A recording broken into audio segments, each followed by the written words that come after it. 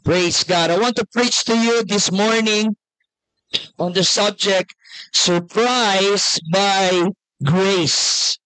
Surprised by Grace. Sino po dito ang aminado kayo ay makasalanan? Taas ang kamay. Pero sino dito ang aminado na kahit makasalanan kayo, sinurprise kayo ng grace ng Panginoon? Kaway-kaway. Praise God. At ang grace ng Panginoon ay hindi nag-start sa cross of Calvary.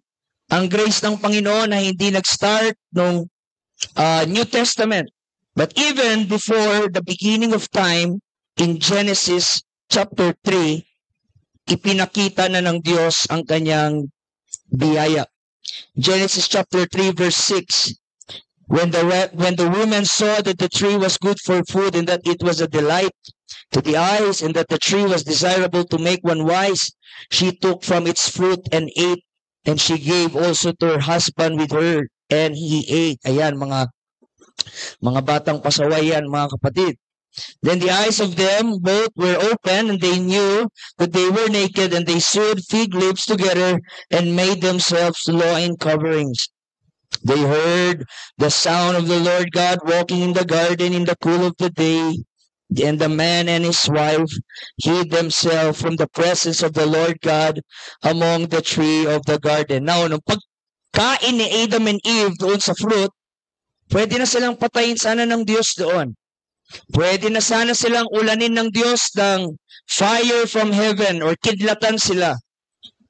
Pero sa kabila ng kasalanan nila, the Bible says in verse 9, tinawag pa rin sila ng Diyos at tinanong sila ng Diyos, where are you? At maliban sa hinanap pa sila ng Diyos, verse 21, the Lord God made garments of skin for Adam and his wife and clothed them. Hindi lang sila hinanap ng biyaya, pinamitan pa sila ng biyaya ng ating Panginoon, mga kapatid.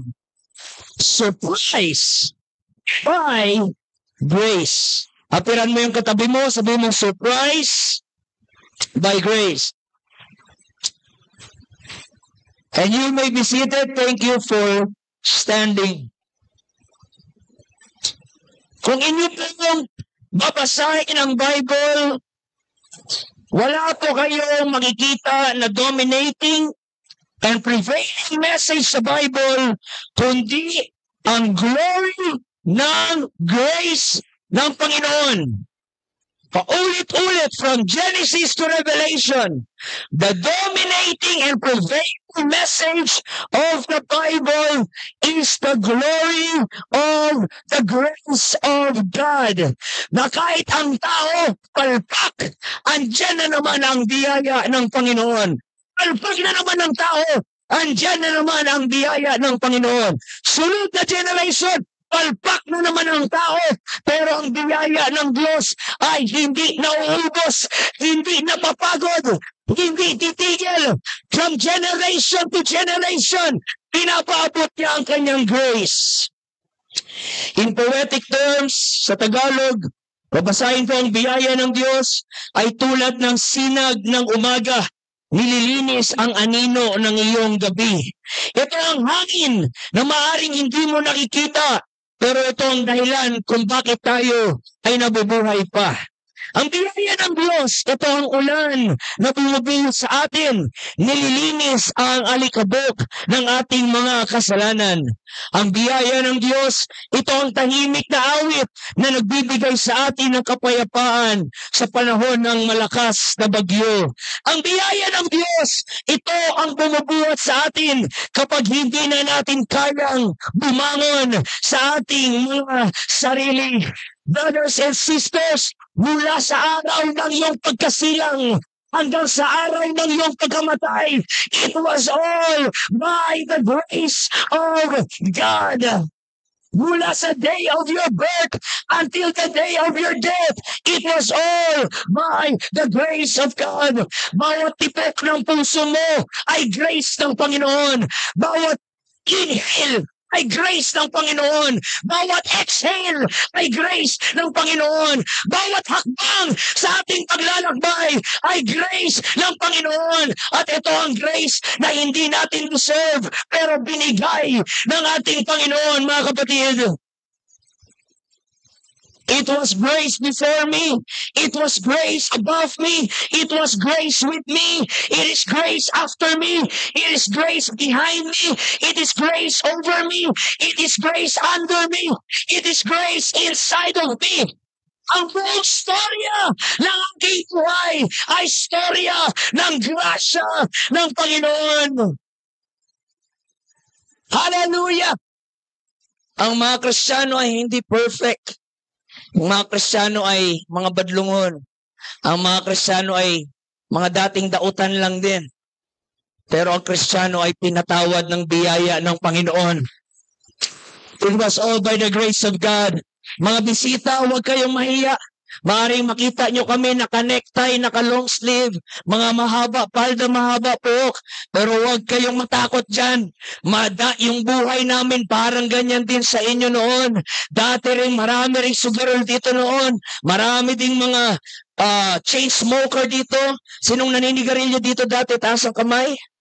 Huwag na mahiya. Halata naman sa gilagid nyo, mga kapatid. Hallelujah.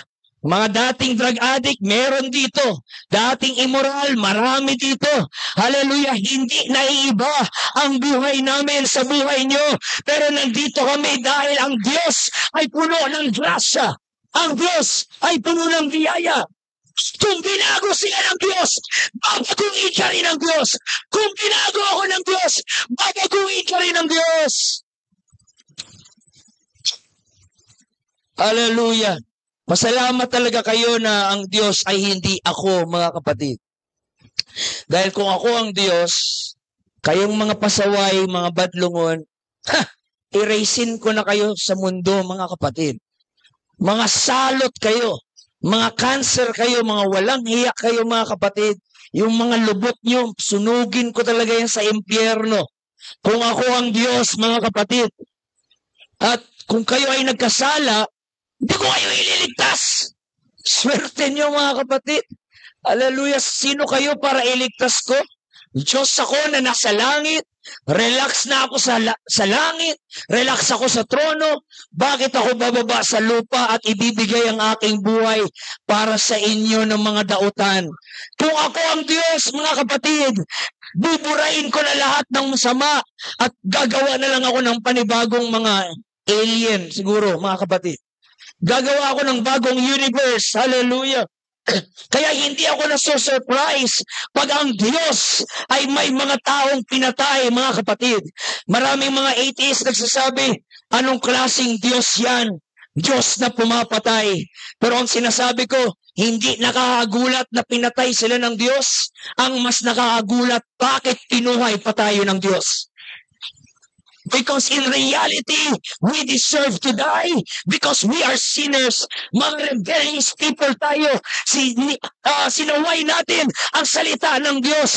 Wala tayong karapatan buhay. Wala tayong mga karapatan buminga, mga kapatid. And the Bible says in Ezekiel, every soul that sinneth shall die. The only thing that you deserve is death because you are a sinner.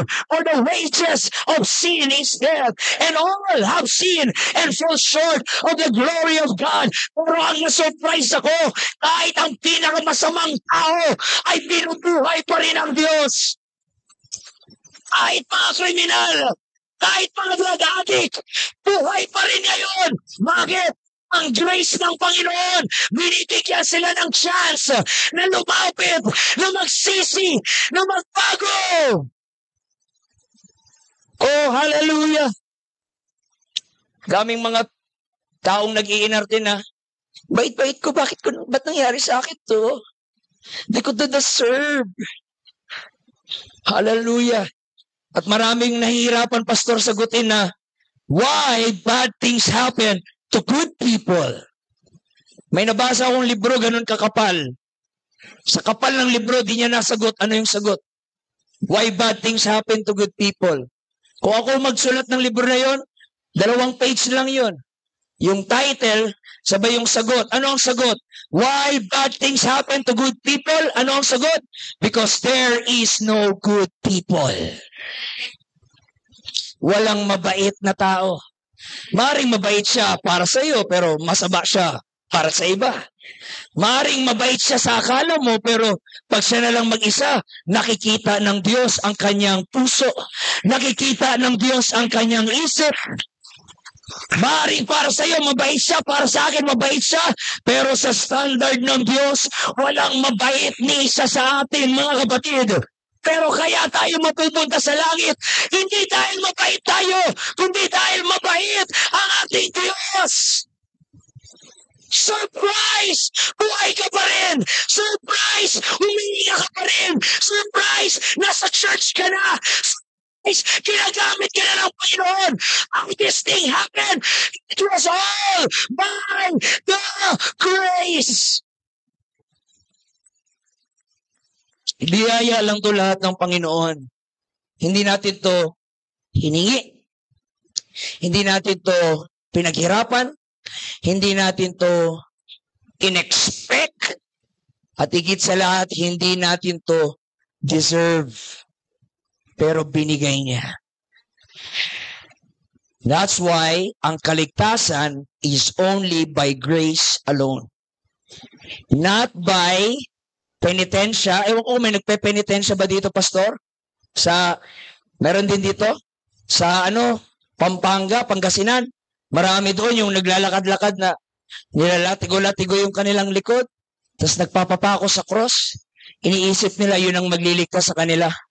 Ang magliligtas sa iyo ay hindi yung pag ganon-ganon mo ng sign of the cross. Ang magliligtas sa iyo ay hindi yung pagluhod mo sa rebulto. Ang magliligtas sa iyo hindi yung pangungumpisal mo sa pari. Ang magliligtas sa iyo hindi yung pagluhod mo sa simbahan. Ang magliligtas sa iyo ay hindi relihiyon, hindi seremonya, hindi nga UPC ang magliligtas sa iyo. Hindi affiliation, hindi denomination ang magliligtas sa iyo. Isa lang ang dahilan bakit ka naligtas. Biyaya lang ng Diyos ang dahilan. Bakit tayo naligtas? Kasi kung naligtas ka, dahil sa ginawa mo, hindi na yun grace. Work mo na yun. Paano matatawag na grace yun? At imagine gaano nakakairita kung tayo maligtas dahil sa sarili nating gawa, pagdating sa langit, pahambugan tayo doon. Mga doon, mag-arty-arty mga iba. Andito ako kasi, pala fasting kasi ako. Andito ako kasi prayerful ako. Puro tayo ako doon. Andito ako kasi ganito ako. Andito ako kasi ganito ako. Andito ako kasi ganito ako. Pero ang sabi ni John, nung dumating siya sa langit, ang lahat ng tao ay nakaluhod, mga kapatid. Umiiyak at sumisigaw, Worthy! Worthy! Worthy is the Lamb! Hindi ako ang dahilan. Bakit ako napalangit? It was all the goodness of God. It was all by the blood of Jesus. It was all by grace. And we're surprised na buhay pa rin tayo. Sino dito ang minsan na nagnakaw? Huwag na kayo magtaas kasi baka iwasan kayo ng mga tao. Pero, di ba? Nung nagnakaw kayo, mga kapatid, kumuha kayo ng 20 sa mama nyo, hindi pinutol ni Lord yung kamay mo. Hallelujah. Nung nagsinungaling ka, walang anghel galing sa langit na bumaba, may dalang gunting, akin na yung dila mo. Sinungaling ka, bakakon ka. Hindi. Kabila ng ating kasalanan, walang tigil ang Diyos nagbigay sa atin ng chance. Kaya walang harap sa judgment ng Diyos na sasabihin, Lord, hindi mo ako binigyan ng chance.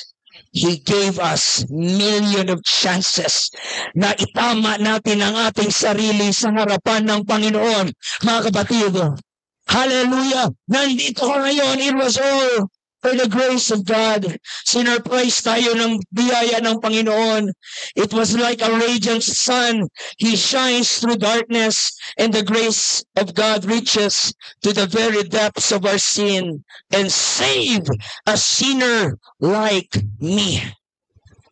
At andito ako ngayon because of the grace of God.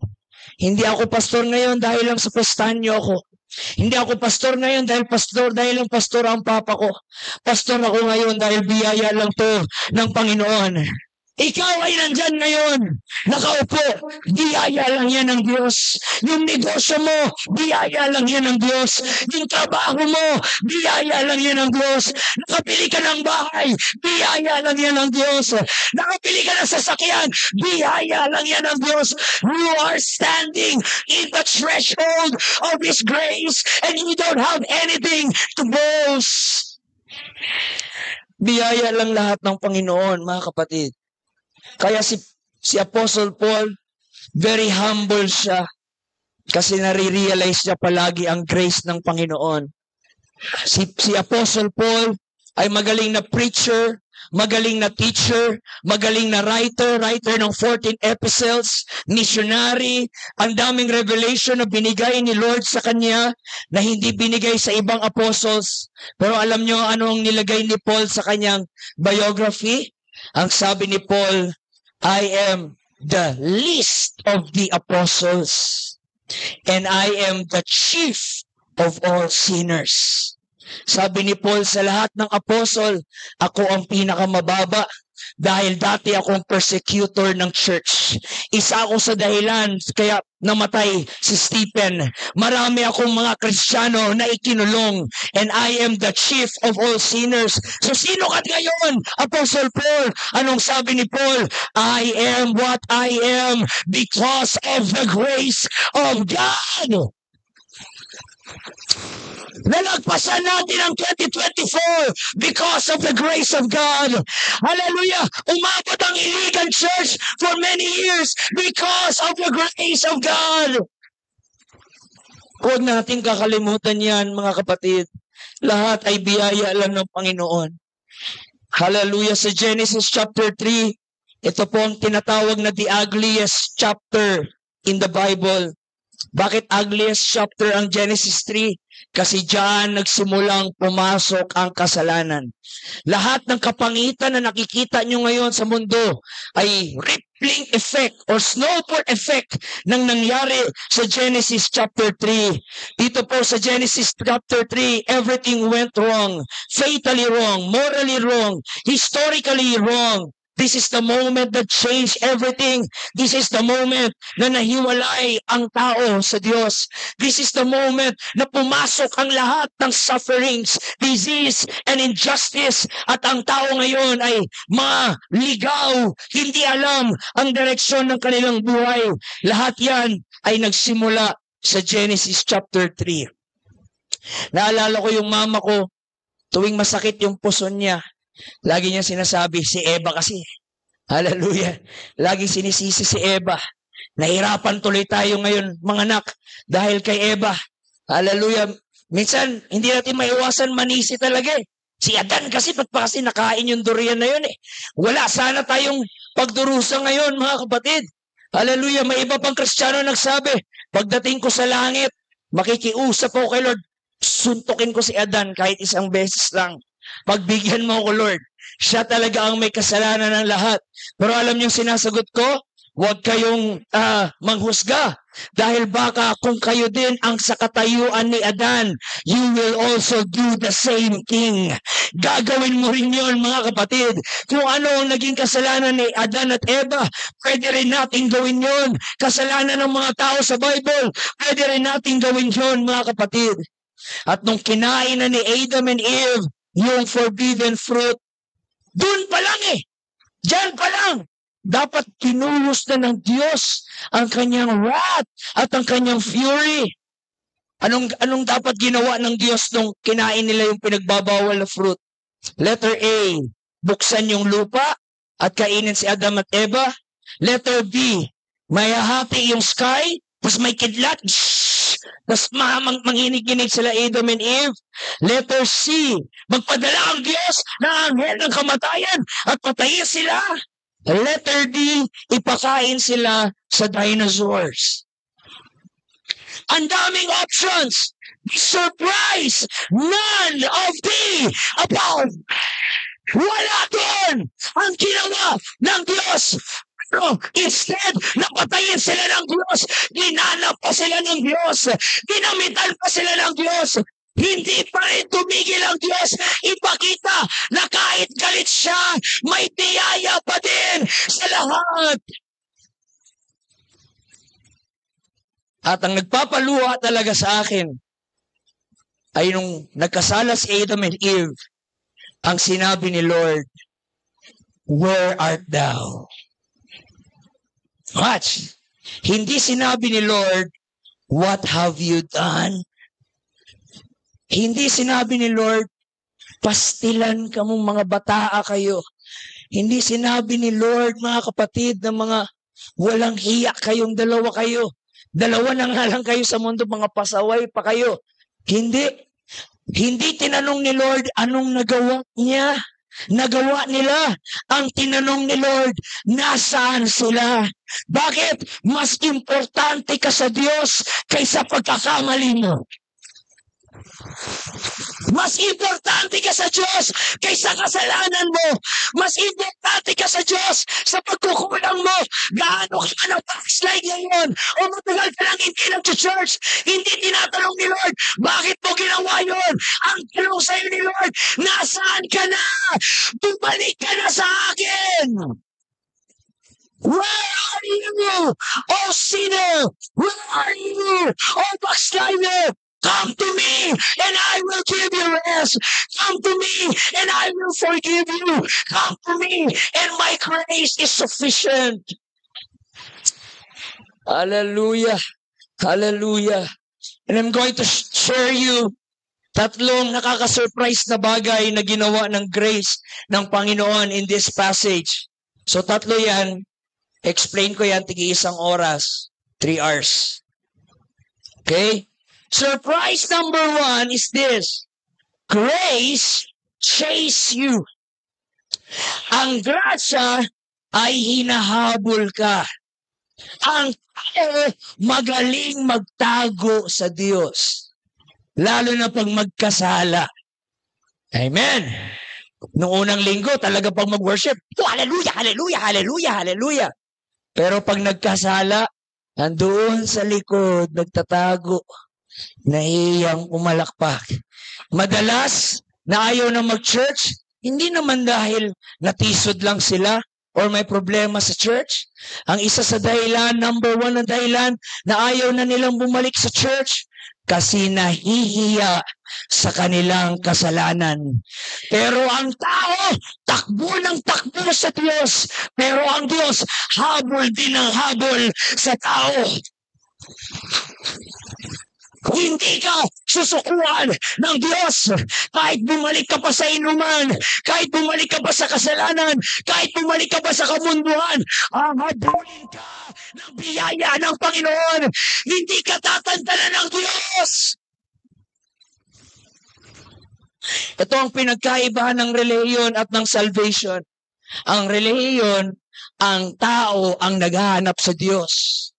Pero ang salvation, ang Diyos ang nakahanap sa tao. Hallelujah. Di ba napakaganda? Na si Lord ang nakasumpong sa atin. Si Lord ang nakatagpo sa atin. Religion is saying, pursue God. But salvation is saying, God pursue us. Kinabol tayo ng Diyos. Pag mamuhay ka mga bisita sa relihiyon, hindi po kayo magtatagal. Mapapagod kayo. Kasi niisip nyo, kayo ang magliligtas ng inyong sarili. Para kayong galing sa Tinago Falls. Tapos yung paakyat na 355 steps. Ganon kahirap sa relihiyon. Akyat ka. Bawal manigarilyo. Bawal uminom ng alak. Bawal ganito. Bawal magmura. Bawal mainis. Hanggang mapapagod ka. Ang problema, tao ka lang. At ang sabi sa Biblia, isang kasalanan na gawin mo, balik ka na naman sa zero.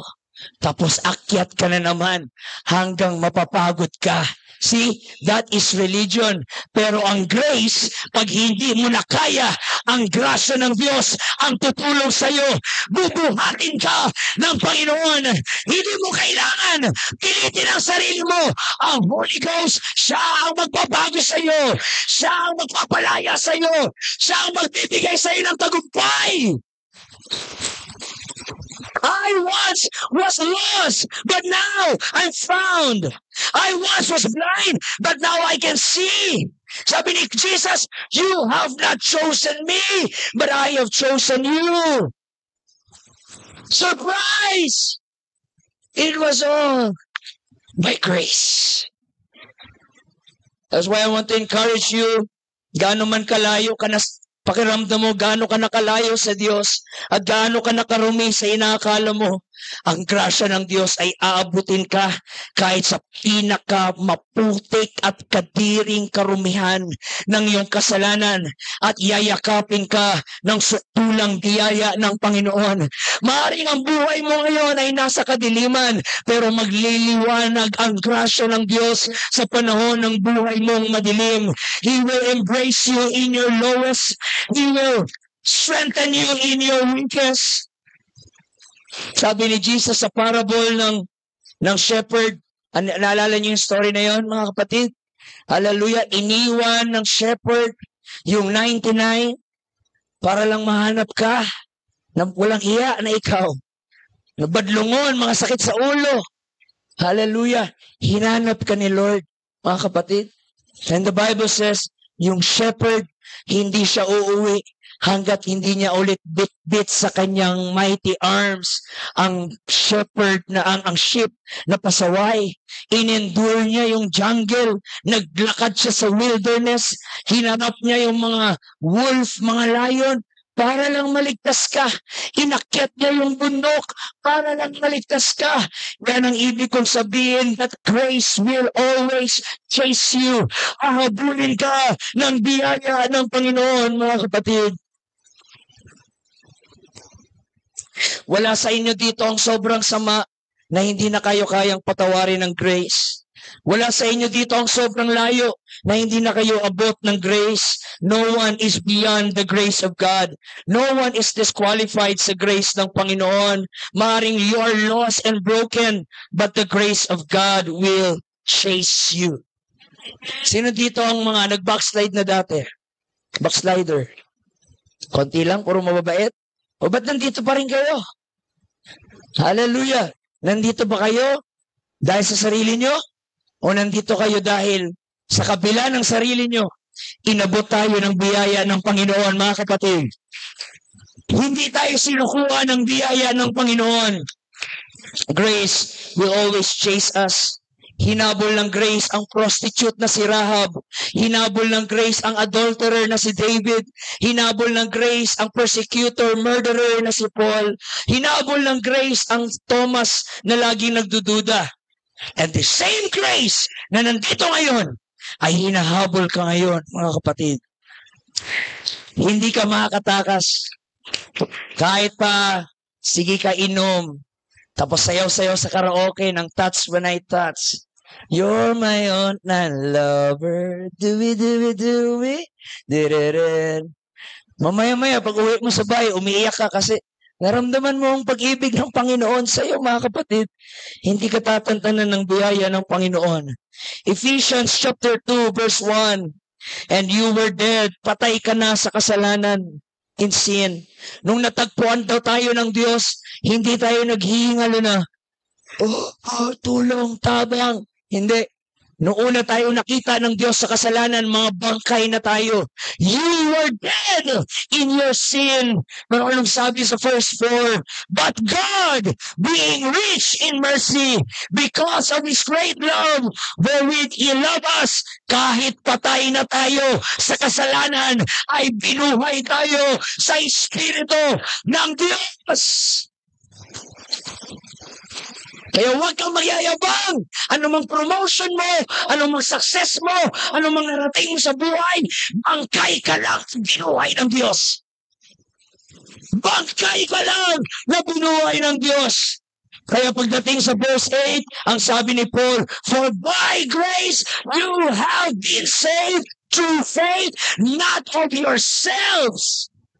It is the gift of God, not as a result of works, so that no one may boast. Marami nagsasabi, Bishop, yung preaching na grace, para lang yan sa mga unbeliever. I don't agree. I think kung merong mas makakaunawa ng grace ay yung mga kapatiran. Kasi minsan pumapasok yung pagiging legalistic natin, judgmental natin, proud natin, na meron tayong holier than thou attitude, na mas banal ako kaysa sayo, mas banal ako kaysa sayo, mas spiritual ako kaysa sayo. Oh, huwag mong kalimutan saan ka lang pinulot ng Diyos. Huwag mong kalimutan na ang kinakatayuan mo ngayon ay biyaya ng Diyos. Lest any man should boast. Titus 2:11, for the grace of God that bringeth salvation had appeared to all men. That's what we talk about, surprise. All men were sinners. All men were transgressors. All men were violators of the law of God. But the grace of God, surprise, had appeared to all men, bringing salvation. Number 2 na nag-surprise ng grace ay hindi lang tayo hinabol ng grace. But the number 2 surprise is that grace covers us. Hindi lang tayo hinabol. Tinabunan pa tayo ng grace ng Panginoon. Paano yun nangyari sa Genesis chapter 3? Para matabunan sila ng grace, pumatay ang Diyos ng isang hayop. At yung inosenteng hayop na walang ginawang kasalanan, siya ang naging substitute, na instead tayo dapat ang patayin, yung hayop ang pinatay, at yung kanyang inosenteng dugo ang bumalot sa ating karumihan. Yun ang sinabi na tayo nakagawa ng kasalanan, but love covers multitudes of sin. Hallelujah! Imbis na tayo patayin ng Diyos, yung hayop ang pinatay ng Diyos in our behalf. This is the magnificent picture ng salvation. Tayo na dapat ang pinako. Tayo na dapat ang pinatay. Dapat matagal na tayo nasa impyerno. Pero nung dumating si Jesus, ang sabi ni John the Baptist, behold, the Lamb who will take away the sins of the world. Pasalamat kayo na namatay si Jesus. Kasi kung hindi siya namatay, tayo sana ang patay doon. Pero yung kanyang tinatawag na substitutionary death, na imbis tayo ang patayin, siya ang namatay for our place. And expect mo ba yun? Inantay mo ba yun? Deserve mo ba yun? Hindi. Biyaya yun lahat ng ating Panginoon, mga kapatid. It was all by the grace of God. Dito nakikita natin ang principle that you cannot make your own covering. Only God can make the covering, and only God can cover you. Naalala natin si Adam and Eve nung nagkasala sila, nagbalot sila ng mga dahon-dahon, mga kapatid. Pero yung dahon na yun ay hindi sapat to cover them for their sin. At ang Diyos ang gumawa ng covering. Kahit anong sikap mo maging mabait, ang kabutihan mo ay hindi sapat para takpan ang kasalanan mo. Kahit anong sikap mo maging relihiyoso, ang pagiging relihiyoso mo ay hindi sapat para maging covering sa kasalanan mo. We need the precious blood. We need the powerful blood.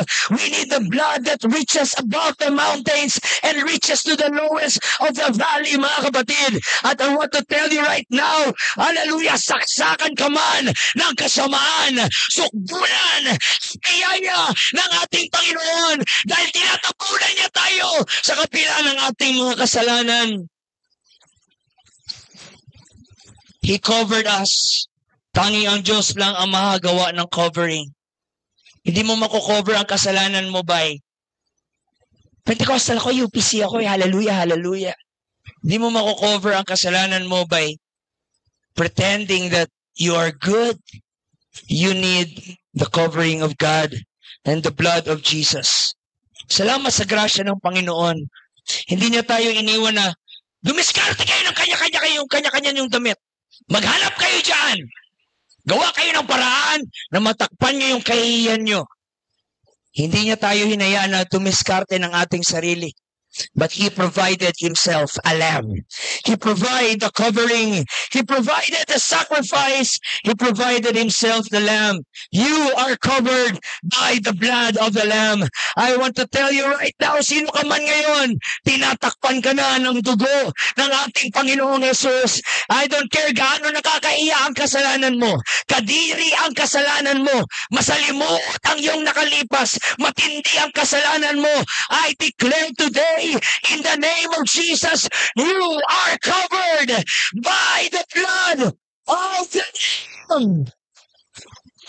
There is mercy for your mistake. There is grace for your guilt. And there is love for your limitations. At yung pagkamatay ng hayop, it's only for a temporary covering. Pero dumating ang once and for all sacrifice. And that is Jesus at the cross. And Jesus Christ provided the complete suffering. So hindi na natin kailangan mamatay sa cross ng Kalbaryo. Ang kailangan na lang natin ay tanggapin ang biyaya ng ating Panginoon, mga kapatid. Ang covering ng Diyos, ito ang covering na hindi malalanta. Ito ang covering na hindi maluluma. Ito ang covering na hindi masisira. Ito ang covering na ginawa ng Diyos para tayo ay maging banal sa Kanyang harapan, mga kapatid. Religion cannot cover you. Denomination cannot cover you. United Pentecostal Church cannot cover you. The only one that can cover you is the blood of Jesus. Aperan mo yung katabi mo, sabihin mo, hindi lang ako hinabol. Sabihin mo, hindi lang ako hinabol. Iba pala yung habol dito, kumot pala yun. Hindi lang ako hinabol, dinalutan pa ako. Kaya kahit makasalanan tayo, we can clap, we can shout, we can dance as if wala tayong nagawang kasalanan. Bakit? The blood already covers us. The blood covers multitudes of sin. Kaya in Psalms chapter 32, verse 1, tumatalon-talon si David eh. Si David marami tong kino-cover. Maraming covering na kasalanan to si David, mga kapatid. Alam natin yung naging moral failure niya sa kanyang buhay. Pero anong sabi ni David? How blessed is he, Psalms 32:1, how blessed is he whose transgression is forgiven, whose sin is. Shout it! Shout it! Hallelujah! Ang sabi ni David, ramdam mo yung joy niya eh. Sabi niya, ang sarap sa pakiramdam na malaman na ang lahat ng kasalanan mo ay pinatawad na at ang lahat ng pagsalangsang mo ay tinabunan na. You are truly blessed to realize. Di ba naranasan nyo na may nagawa kayong kasalanan tapos, lalo na kung may kasalanan kayo kay Bishop, parang nahiya kayong lumapit ba? Pag may kasalanan ka, nahiya kang mangutang sa kanya. Kasi alam mong may kasalanan ka. Pero ang pinakamasarap na feeling ay yung nagawan mo ng kasalanan at sinabi sa'yo, okay na tayo. Pinapatawad na kita. Yung mabigat na shame and guilt, biglang gagaan ang pakiramdam because finally, you have realized you are now forgiven. Kaya ang mga Pentecostal pagdating sa church, ang lilikot, talon ng talon, lundag ng lundag, syagit ng syagit. Ano nangyari ito? Mga nabuang na siguro to. Hindi yan mga buwang. Pinatawad na kasi yan. Pag pinatawad ka, mapapalundag ka. Pag pinatawad ka, mapapatakbo ka sa pagkamuri. Pag pinatawad ka, sisigaw ka ng pasasalamat sa Diyos. The grace doesn't just chase me. Grace covered me. I was covered by the grace of God. Oh, hallelujah. So grace chased us. Grace covered us. And last, third thing na na-surprise tayo sa grace, grace clothed us. Hindi lang niya tayo hinabol, hindi lang niya tayo tinabunan, tayo pa ay dinamitan na bagong nilalang sa biyaya ng Panginoon. Kaya yung mga nagsasabi na, okay lang, gawa lang ako ng gawa ng kasalanan kasi may grace naman ng Panginoon. Hindi ka talaga tunay nakatanggap ng grace. Dahil ang totoong grace, it will teach you to deny all ungodliness. Ang totoong grace is not a license to sin, mga kapatid, but it's the empowerment of God na mamuhay ka na may bagong buhay, bagong pangalan, bagong kasuotan, bagong lifestyle, bagong pananamit. At pag sinabi nila, Brad, sis, ano nangyari sa'yo? Ang gwapo mo na ngayon, ang ganda mo na ngayon, dati mukha kang yawa, pero ngayon, nung nagsimba ka sa Iligan Church, bakit ang laki ng pinagbago mo? Anong sasabihin mo? Mabait kasi ako. No, ang sasabihin mo, biyaya to ng Diyos. Ang totoong biyaya, may ebidensya. Hindi yung gawa ka ng gawa ng kasalanan, sabihin mo, God is gracious, God is gracious. Hindi mo talaga totoong naintindihan yung grace. Dahil sinabi ni Paul sa Romans 6:1, what shall we say then? Shall we continue in sin that grace may abound? Kasi sinabi din ni Paul doon sa previous text, for where sin abounded, grace did much more abound. Pero alam ni Paul, may mga karnal mag-isip na, so ibig sabihin, mas maraming kasalanan, mas maraming biyaya. So gawa tayo ng gawa ng maraming kasalanan para mas maraming biyaya. Inunahan na sila ni Paul at sinabi ni Paul, kung sasabihin mo na magpapatuloy ka pa sa kasalanan dahil sa biyaya, God forbid. Hindi yun ang totoong grace. Ang totoong grace, dinamitan ka na bagong tao, mga kapatid. You're not yet perfect, yes, but you are changed. It is obvious. Yung asawa mo, nagtataka na. Ang laki ng pinagbago ng asawa ko. Yung mga anak mo, nagtataka. Nagbago ka na. Anong nangyari? Grace. Because through grace will clothe us. Until now, ang Diyos ay nasa business pa rin na damitan tayo ayon sa kanyang wangis, mga igsoon. Hallelujah. Deserve ba natin yun? Pinag-pray ba natin yun? Hiningi ba natin yun? Hindi. Kaya nga grace, mga kapatid. May iba sa atin nag-iinarte, di ako worthy ng grace. Sinner ako. Kaya nga nandiyan yung grace. Kasi ang grace para sa sinner. Hallelujah. Pag ikaw ay sinner at may grace ang Diyos, hindi ka disqualified. Overqualified ka dahil ang grace ay para talaga sa sinner at babaguhin ang Diyos from a sinner to a saint. At dinamitan na tayo ng Diyos. Tingnan niyo yung mga itsura natin. Mukha tayong mga anghel. Hallelujah. Mukha tayong mga mayayaman. Hindi nila alam, ukay-ukay lang to, mga kapatid. Na diniscount pa natin ng 5 piso. Hallelujah. Pero makikita mo, kahit mahalo dito ng 1,000 ng mga unbeliever, ang daling ituro sinong Pentecostal doon. Iba siya magsalita, iba siya gumalaw, iba siya manamit, ibang-iba. At ang mga Pentecostal, mas simple, mas maganda. And that is what we call the grace of God clothing us. Isaiah 61:3, He has clothed us with the garment of praise. Isaiah 61:10, He clothed us with the garments of salvation. Romans 13:14, you have put on Christ. Sinuot mo na si Kristo. Nagamitan ka na kay Kristo. So sa laundry ng Diyos, dati kang itim sa kasalanan, binabad sa kulay pula na dugo ng Diyos at lumabas na sobrang puti, mga kapatid. Ganon ang laundry ng Diyos. Dating black, inilagay sa red, I turned out white. Snow. How did it happen? It was by the grace of God. Lahat sumigaw, I am chaste. Sumigaw, I am chaste. I am covered. I am clothed. And we didn't expect this. But grace surprised us. Sinurprise tayo ng biyaya ng Panginoon. Hallelujah, hallelujah.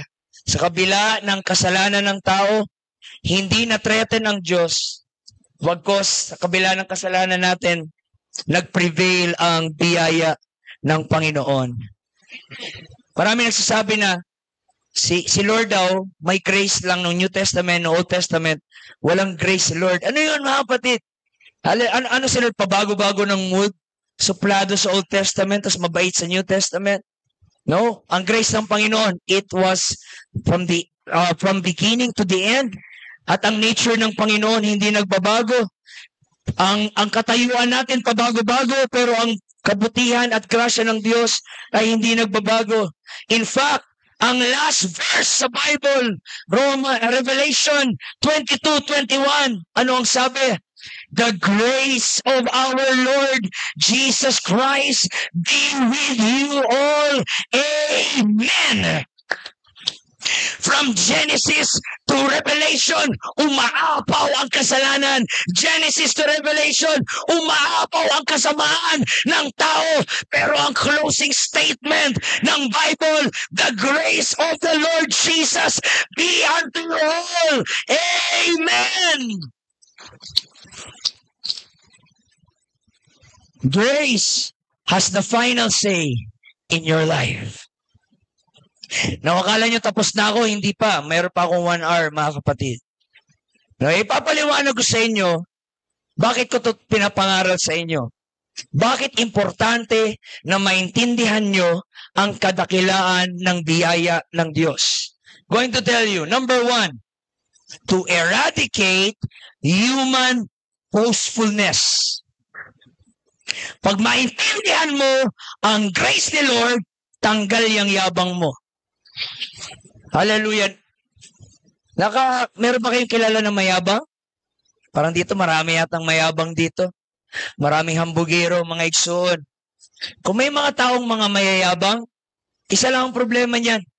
Hindi nila naintindihan ang turo ng Biblia patungkol sa grace. Dahil kung naintindihan nila, wala talaga ang magyayabang sa atin. We realize we are all sinners. No one is better. No one is higher. No one is more deserving than anyone else. Walang room for arrogance. Walang place for a holier than thou attitude. Pag naintindihan mo ang grace, sunog lahat ng self-righteousness and hypocrisy natin at pulbos lahat ng kayabangan natin. Pag naintindihan natin ang grace, maintindihan natin, wala akong karapatan na mag-condemn ng tao. Wala akong karapatan na mag-down ng tao. Produkto lang din ako ng biyaya ng Diyos. Sino ako para sabihin na dapat ma-impyerno ka na? Sino ako para sabihin na hindi mo deserve ang kabutihan ng Diyos? Oh, hallelujah. When I understand grace, tanggal ang lahat ng ating pride. At umiiyak na lang tayo with our hands lifted. Thank you, Lord. Thank you. It was all by your grace. Sino na excited pumunta sa langit, mga kapatid? Sino nang gusto pumunta ngayon? Praise God. Excited tayo pero wag muna. Lord, kakasal pa ako. Wag muna, Lord. At pagdating natin sa langit, mga igsoon, hindi tayo maghahanap ng sino yung mga nandun. Pambira na sa langit ka na, judgmental ka pa. Pagdating mo sa langit, ganun-ganun ka na. Oh, ba't nandito yan? Ba't pa langit, hindi man nagasimba yan? Lord, ano to? Ba't may nakalusot na demonyo dito? Hallelujah. Pagdating natin sa langit, hindi tayo magaturo-turo ng, nalangit pa yan siya. Uy, mga marites naman yan. Mga walang hiya yan, mga yan. Pagdating mo sa langit, hindi ka magtatanong sino yung mga nandoon. At pagdating sa langit, hindi ka rin magtatanong sino yung wala doon. Nasa si evangelist, ba't wala? Pa-preach pa ng grace, hindi yung para siya na palangit. Asa na yung gamay na tao na yon? Hallelujah. Nasaan na si Bishop Frank? Ba't wala pa yun? Baka dumaan mo na ng purgatorio. Hallelujah. Nasaan si Pastor JR? Pagdating sa langit, hindi ka magtuturo. Sino yung manang doon? Pagdating sa langit, hindi ka rin maghanap. Sino yung wala doon? Pagdating sa langit, iiyak ka lang ng walang katapusan. At sasabihin mo, bakit ako nandito? Yun lang ang sasabihin mo, Lord, bakit ako nasa langit? Alam mo ang kahinaan ko. Alam mo ang kakulangan ko, Panginoon. Alam mo ang mga promises na hindi ko natupad sa iyo. Alam mo gaano ako kasama. But the Bible says, papahiran niya ang ating mga luha, mga kapatid. He will wipe away all the tears in our eyes. And we will have an everlasting worship to the glory of grace. Thank you for your grace. Sabi pa ng ibang Christian, excited na ako pumunta sa langit kasi kukoronahan na ako ng Diyos. Hallelujah. Pagdating sa langit, pasikat pa din mga kapatid.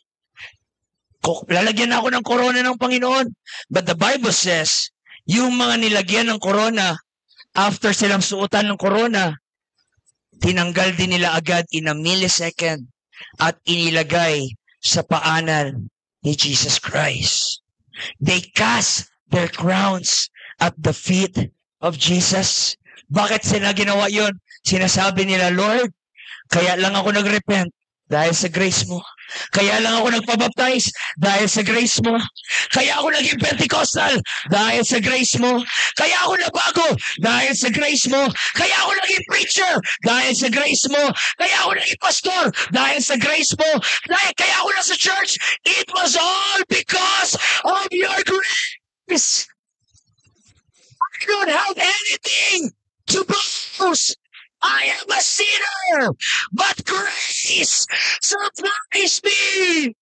Grace surprised me.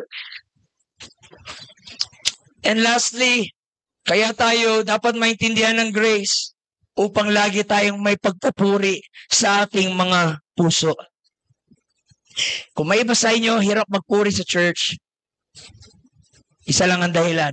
Hindi dahil tamad ka magpuri. Dahil hindi mo naintindihan ang biyaya ng Diyos.